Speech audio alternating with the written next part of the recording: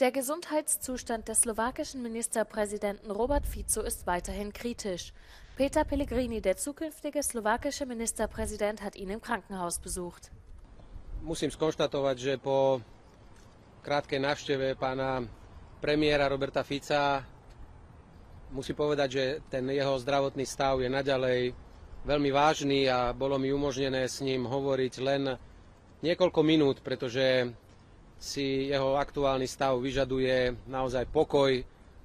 Apart from the political buzz, all seems very calm in Bratislava. You wouldn't tell this is a country at the brink of civil war, as the interior minister yesterday said. But behind the curtain, there is a lot of worrying going on concerning the health of Prime Minister Robert Fico. Nach Angaben des Innenministers hat der mutmaßliche Angreifer gestanden, auf der Grundlage von Informationen gehandelt zu haben, die er aus den Medien hatte.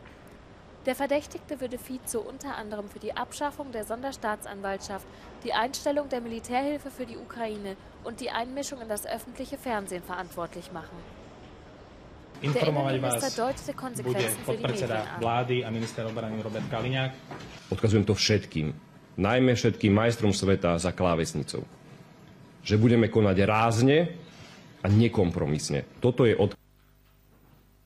Die momentane slowakische Präsidentin Zuzana Čaputová und der Gewinner der Präsidentschaftswahlen und Verbündete von Robert Fico, Peter Pellegrini, riefen ihrerseits gemeinsam zur Ruhe auf. V neposlednom rade chceme vyzvať všetkých k zodpovednému prístupu.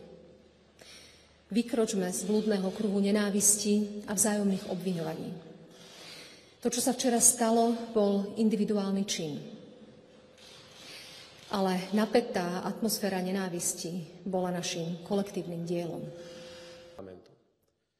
Pretože kampaň úplne prirodzene so sebou prináša aj konfrontáciu. Pozor,